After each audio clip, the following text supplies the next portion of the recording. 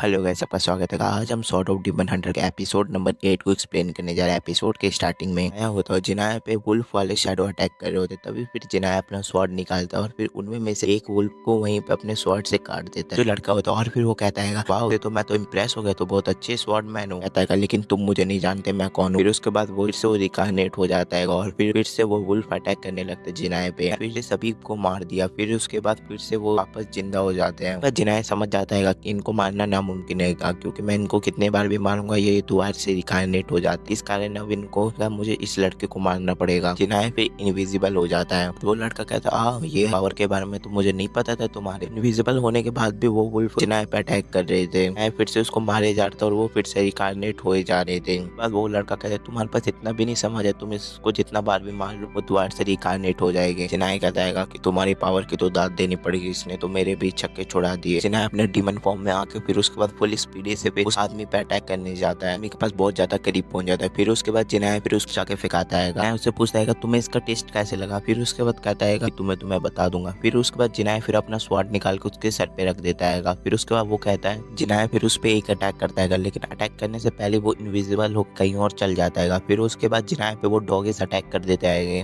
वो तीनों डॉगीज एक साथ अटैक कर देते और फिर वो आदमी दूर देख के कह रहा था सॉरी जिनाया, मुझे गलती हो गई। थोड़ी एक डॉगीज ने तो जिनाया के गर्दन पे भी काट लिया था। फिर आदमी बोल रहा था ओह मुझे तो मजा आ रहेगा, नाइस शॉट, ये सब काट रहे, ये ऐसे ही काटते रहेगा तो तुम तो 2 मिनट में मर जाओगे। जिनाया बाद वो कहता है अच्छा ठीक है, तुम लोग अपना कंटिन्यू काम करते रहो, मैं जाता हूँ। फिर उसके बाद अपने में आ गया था और फिर वो कहता है मैं तुम्हारी पावर से बहुत ज्यादा इंप्रेस हो गया और मैंने उसको अब्सॉर्ब कर लिया है। मैं कहता है कि तुम्हारे मैं डॉग के स्पिरिट को भी ले लिया और वो डॉग कुछ ज्यादा ही बहुत प्यारे थे। फिर उसके बाद जिनाया फिर उस डॉग्स को दोबारा से निकाल के दिखाता है। फिर उसके बाद वो देख के ये हैरान हो जाता है कि उसने मेरे डॉग्स को अब्सॉर्ब कर लिया। वो ये देख के कहता है क्या तुम ये क्या मजाक कर रहे हो, तुम्हारे पास अब्सॉर्बमेंट की भी पावर है, ये तो मुझे पता ही नहीं था कभी। मैं अपने स्वॉर्ड निकाल के उसके पास आता और फिर बोलता है जैसे जैसे मैं सवाल पूछूंगा उसका फिर जवाब देना। उसके बाद वो कहता है कि तुम बस मुझे मारो नहीं, मैं तुम्हारे सारे क्वेश्चन का आंसर दूंगा। मैं कहता है अच्छा ठीक है, मैं तुम्हारी मेमोरी को अब्सॉर्ब कर लेता हूँ। फिर उसका वो कहता है नहीं ऐसा मत करो, मेरे सारे क्वेश्चन का आंसर देने के लिए तैयार हूँ। और फिर वो कहता है कि मुझे फाइट बिल्कुल भी नहीं पसंद है। कहता है कि तुम मुझे देख नहीं रहे, मैं तुमसे बात करना चाहता हूँ खुशी खुशी। और फिर वो बोलता है सच्ची मैं तुम्हारे सारे क्वेश्चन के आंसर दे दूंगा, तुम मुझे बता दो। जिन्हें अपना स्वॉर्ड रख लेता है और फिर अपने रियल फॉर्म में आ जाता है और फिर कहता है ठीक है मैंने अपने सारे शैडोज को भी वापस ले लिया, अब तुम मेरे को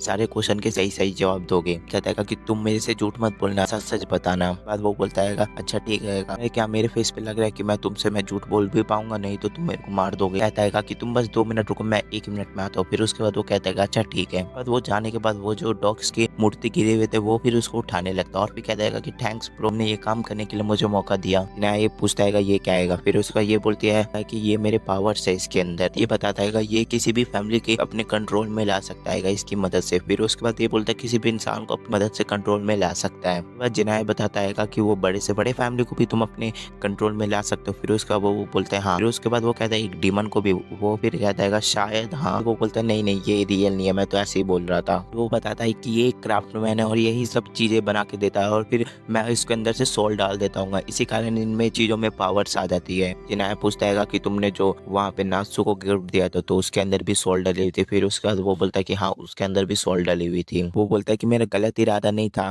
जिनाया पूछता है कि उसको ठीक करने का तरीका बताओ। फिर उसका वो बोलता है कि वो तो अंकल अब रिटायर्ड हो गए, अब तो इसका कोई तरीका नहीं है। फिर उसको जिनाया फिर अपना स्वॉर्ड निकाल के बोलता है बता दो या फिर मैं तुम्हें खत्म करूँ। बताने लगता है जो चीज मैंने वो नात्सु को दी है उससे वो मेंटली पूरी तरह से वो ना तुम्हारे पे फिक्स हो चुकी है। बाद उसका वो नाम बता देगा, उसका नाम सामग्री अकात्सु है। एक फेमस क्राफ्टमैन ने उसको बनाया था। फिर उसके बाद मैंने उसके अंदर एक मैजिक डाल दिया। बाद वो कहता है सॉरी बडी, मैं तुम्हारी हेल्प नहीं कर पाऊंगा इसके बारे में। फिर उसका वो कहता है कि तुम मुझे बता दो या फिर नहीं। बाद वो बोलता है कि हाँ मुझे पता चल गया, मुझे इसका ठीक करने का तरीका। वो फिर बोलता है यंग लेडी। और फिर वो कहता है कि तुम क्या कहने का चाहते हो। फिर उसका वो बोलता है पहले तुम थोड़ी सी अपनी स्वॉर्ड पीछे करोगे तभी तो मैं बताऊंगा। वह जिनाया अपने स्वॉर्ड अंदर रख लेता है। वह सीन शिफ्ट हो जाता है और फिर इधर नात्सु फिर जिनाया का वेट कर रही थी। उधर से फिर जिनाया आता है और फिर वहाँ पे नात्सु भागते हुए जाती है और फिर बोलती है डियर वेलकम ब्रदर। नात्सु बोलती है कि मैं तुम्हारा वेट कर रही थी। और फिर जिनाया माफी मांगता और फिर कहता है आई एम सॉरी, मैं बहुत लेट हो गया। वह जिनाया पूछता है कि तुम मेरा इंतजार क्यों कर रहे थे। फिर उसके बाद वो बोलती है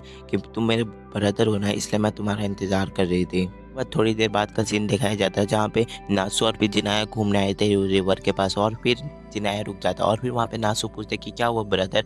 फिर उसके बाद वहाँ पे फिर वो बोलता है कि उसने काम कर दिया। फिर उसका वो कहता है कि कौन सा काम कर दिया। फिर उसके बाद नात्सु बोलती है कि आप क्या बोल रहे हैं। फिर उसका जिनाया बोलता है कि नहीं नहीं मैं कुछ नहीं बोल। जिनाया फिर बोलने लगता कि मैंने उसको बचा नहीं पाया, तभी फिर मैं सिंगल रह गया, नहीं तो मैं कहता कि सारी गलती है मेरी है क्योंकि मैं अपनी छोटी बहन को नहीं बचाया। फिर उसको वहाँ पे नात्सु बोलते हैं कि आप गलत बोल रहे हैं। नात्सु बोलते हैं कि तुम उस मून को देखो कितना प्यारा है और तुम ऐसे ऐसे बातें कर रहे हो, लगता है आज मूड सही नहीं है। नात्सु कहते हैं कि तुम्हें अपनी काबिलियत पे दम रखना चाहिए क्योंकि तुमने उस दिन उसको नहीं बचा पाए तो क्या हुआ, तुम आप सबकी जान तो बचा रहे हो ना। इस चीज़ का गिल्ट कभी भी अपने साथ नहीं रखना पड़ेगा और तुम अच्छी फीलिंग रखो अपने पास। फिर उसका वो कहते हैं तुम उस मून को देखो कितना प्यारा है आज। उसके बाद वो बोलती है कि तुम्हें हमेशा ज़िंदगी में आगे बढ़ते रहना चाहिए। फिर उसके बाद जिनाया बोलता है नात्सु सही नहीं है, आई एम सॉरी मेरे से गलती हो गई। जिनाया उसको थैंक्स करता है उसकी बातें सुनने के लिए। जिनाया फिर उसके पास जाकर उसको फिर से वो रिटर्न करता है उसका ग्रैपिंग। शाम का सीन दिखाया जाता है जहाँ पे वो बंदा उसको पूरी तरह ठीक करके वो ग्रैपिंग दिया हुआ रहता है और फिर उसको पूरी तरह तरीका बता रहा था कि वो पहले की तरह वापस कैसे ठीक होगी। फिर उसका वो कहता है कि मैंने तुम्हें पूरा तरीका बता दिया, वैसे ही करना है, कुछ अलग मत करना। उधर फिर नात्सु पूरी तरह से इमोशनल हो गई थी और फिर उसने वो ले लिया था। फिर उसके ऊपर देखे जा रहा था उस चोकोबट को, फिर लेकिन कोई बट जिनाया को दिखाई नहीं देता है। तभी फिर वो उन दोनों ग्रैपिन को फिर दोनों साथ में हाथ में लेते हैं। तभी फिर एक बट निकलता है और फिर वो आसमान में उड़ जाता है। जिनाया और फिर नात्सु दोनों खुश हो जाते हैं और फिर वहीं पे नात्सु फिर बेहोश हो जाती है। वही लड़का फिर उसको कांग्रेचुलेट करता है कि वो पहले की तरह हो गए, तुम चिंता लेने की जरूरत नहीं है। वो लड़का बोलता है कि तुमने लगता है इसका पूरा फुल नेम का यूज किया, तभी ये पूरी तरह से वापस की तरह ठीक हो गई है। सीन शिफ्ट होता है और फिर वहीं पे फिर दोनों का सीन दिखाया जाता है जहाँ पे वो बैठा हुआ रहता है लड़का रिवर के नीचे और फिर जिनाया वो दोनों बात कर रहे होते हैं। वो लड़का पूछता है तुम्हारी ओरिजिनल हेयर है क्या, बहुत अच्छा स्टाइल है। वो फिर उसको बताने लगता है कि ये जो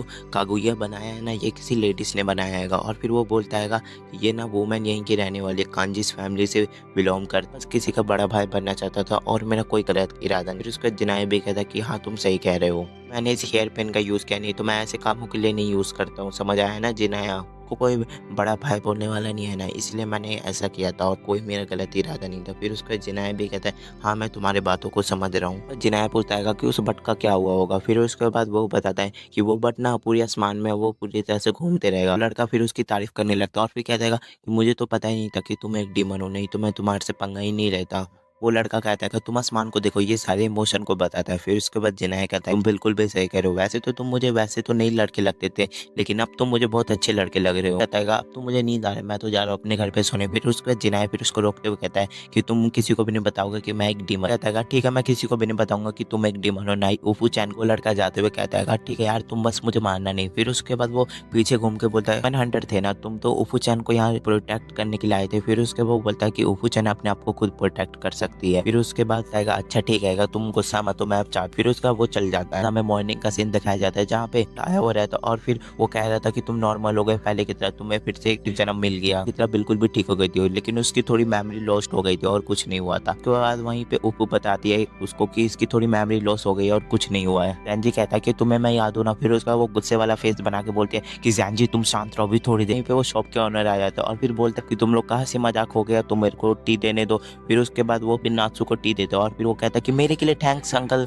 फिर उसके बाद हमें जिनाया का सीन दिखाया जाता है, वो किसी लेडी को ढूंढने गया था और फिर उस लेडी को मिलने के बाद वो कहता है ढूंढ रहा था तुम मेरे को मिल गए, मुझे बहुत अच्छी बात है। फिर उसके वो कहते कि अच्छा मैं तुमको मिल गया, ये तो बहुत अच्छा बात है भगवान के लिए, बताओ कि तुम्हें मेरे से क्या काम आएगा। फिर उसके बाद जिनाया बताता है, जिनाया बोलता है कि मेरे को कोई काम तो नहीं था, मैं तो बस ऐसे ही यहाँ आया था। फिर उसके बाद वो भी जिनाया का मजाक उड़ाने लगता है। वो लेडी उससे पूछती है क्या तुम्हें पता है मैंने उस बर्ड को सवेरे देखा था। फिर उसके बाद वहाँ पे फिर जिनाया कहता है कि हाँ मैं यही चीज के बारे में तो पूछना आया था तुमसे। फिर उसके सारे सवाल का फिर जवाब देने लगती है। वो लेडी पूछती है क्या तुम एक डीमन हो। फिर उसके बाद जिनाया कहता है कि नहीं मैं एक डीमन नहीं हूँ। वो लेडी फिर आसमान के ऊपर देखने लगती है और फिर कहती है कि वो मुझे चोकोबर्ड नहीं देखा अभी तक। जिनाया कहता है कि वो हर समय फिर वो आसमान में चलते रहेगा क्योंकि उसको हमेशा उड़ते ही रहना है। उसके बाद हमें डायरेक्टली 21 साल के बाद का सीन दिखाया जाता है। एक मियाका नाम की एक लड़की वहाँ पे एक आराम से एक जगह की साफ सफाई कर रही थी, वहाँ पे उसके मॉम भी थी। वो लड़की फिर अपने मॉम से पूछती है कि मैं इस आउटफिट में कैसी लग रही हूँ मॉम। फिर उसके बाद वो बताते हैं कि तुम सही तो लग रहे हो। उसकी मॉम फिर बोलते है कि तुमने बहुत अच्छा क्वेश्चन पूछा है, इसका जवाब तो मेरे पास बिल्कुल बिल्कुल भी है, तुम्हें पता है कि मैंने तुम्हारा नाम क्यों ये मीको रखा। फिर उसका वो बताते कि वो जो मेरी ग्रैंड मदर थी उन्होंने बताया था कि फ्यूचर में यही नाम रखना। वो लड़की मीको फिर बोलते कि आप बहुत सीरियस हो, आपने तो ऐसे ही मेरा नाम रख दिया फिर तो। फिर उसका वो बोलते कि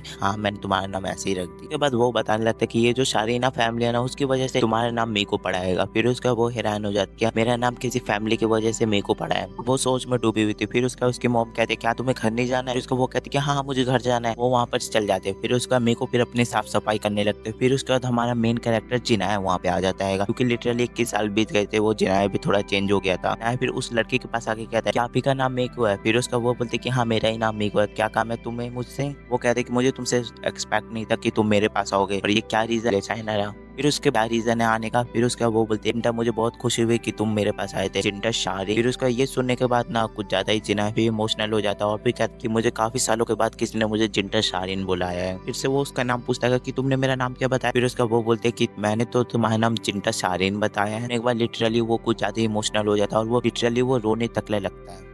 जिनाया फिर उसको थैंक्स कहता है कि तुमने मेरी पुरानी यादों को वापस लाया, इसलिए मैं तुम्हें थैंक्स बोलता हूँ। तो रुक ही नहीं रहा तो उसको थैंक यू वेरी मच कहते ही रहता है। जिनाया फिर वापस जाने लगता है। फिर उसका वो जो कहते हैं मुझे रुको, मुझे तुमसे कुछ क्वेश्चन पूछना है। बाद जिनाया बोलता है कि तुम्हारे पास मेरे सारे क्वेश्चन के आंसर है, तो फिर क्या क्वेश्चन पूछोगे मेरे से? ये कहने के बाद हमारा मेन कैरेक्टर जिनाया वहाँ से चल जाता है। तो हमें एंट्रेंस सेरेमनी का सीन दिखाया जाता है, जहाँ पे बोर्ड पे जिनाया का भी नाम आया होता है। उसने कुछ ज्यादा स्कूल में अच्छे नंबर लाए थे, तो लड़कियां खुशी मना रही थी कि उनका भी अच्छे नंबर आए, लेकिन जिनाया से थोड़े कम आए थे। मेरे को तो कोई फर्क नहीं पड़ रहा था उसके कितने भी नंबर है। फिर उसका यहीं पे एपिसोड एंड हो जाता है। अगर आपको वीडियो पसंद आई तो वीडियो को लाइक करना। मिलते हैं नेक्स्ट वीडियो में, तब तक के लिए साइनरा।